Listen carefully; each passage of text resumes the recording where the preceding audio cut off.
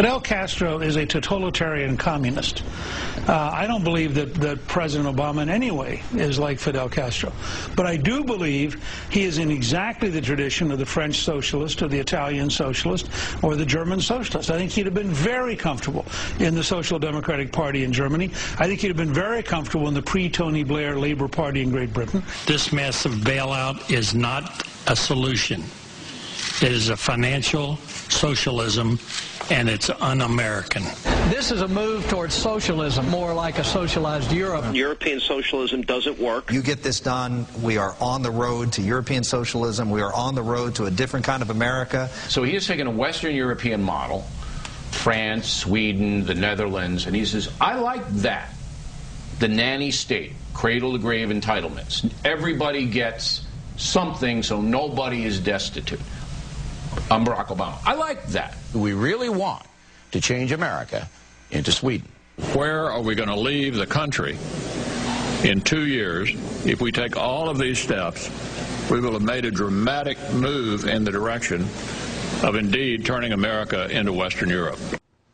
Western Europe. No! The horror, the horror.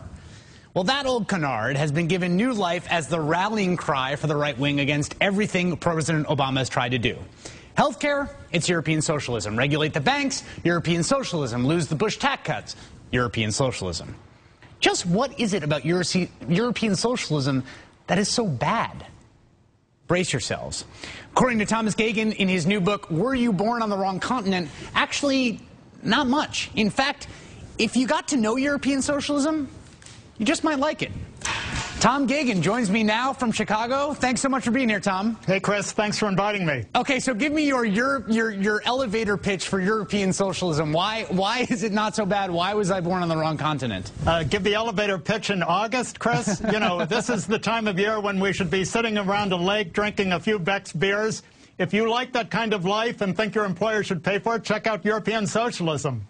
That would be a reference to the 6 or 7 weeks paid vacation, right? That is standard in the social democracies of Europe.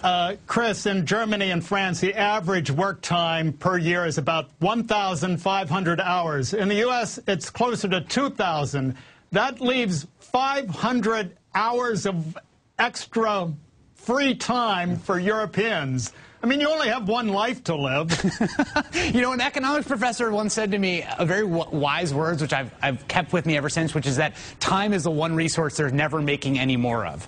But you know, the response from the right when you bring up vacation like that is like, well, but look, they're an economic basket case, right? Yes, they get this vacation, but you know, they don't produce very much, and they have high unemployment, and they're all indolent, and the whole thing is going to go bankrupt soon. Chris, the reason I wrote the book is I wanted to explore why is it that Germany is the most competitive country in the world.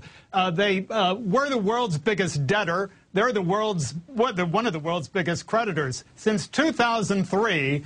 Germany has either been tied with China or the leading exporter in the world, and Germany and France together just wallop China in terms of export sales.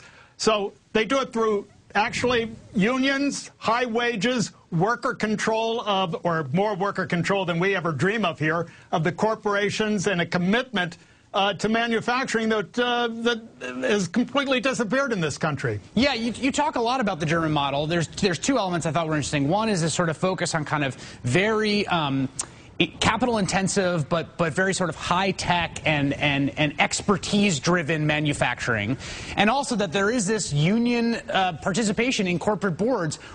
How does that model work? It certainly sounds radical over here, but you make a very convincing case for it in the book.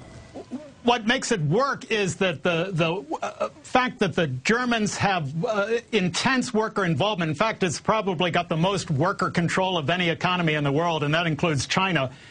It helps keep skills together. It's a way, it encourages people to invest in themselves. It holds together, if I may use a clunky economic term, human capital, high skills, in a way that flexible labor markets don't.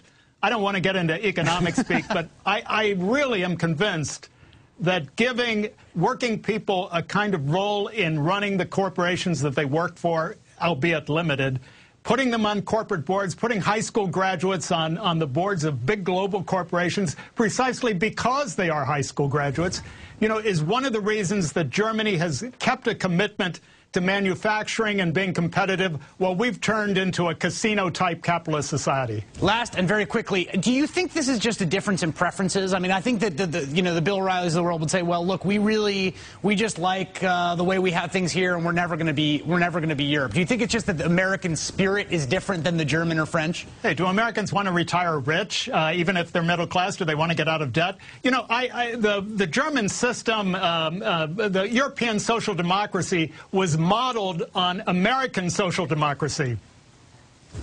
Tom Gagan, his new book is Were You Born on the Wrong Continent? His first book is Which Side Are You On? It is by far one of my favorite books ever of all time. You should get that one too. Tom, thank you so much for your time tonight. Thanks, Chris.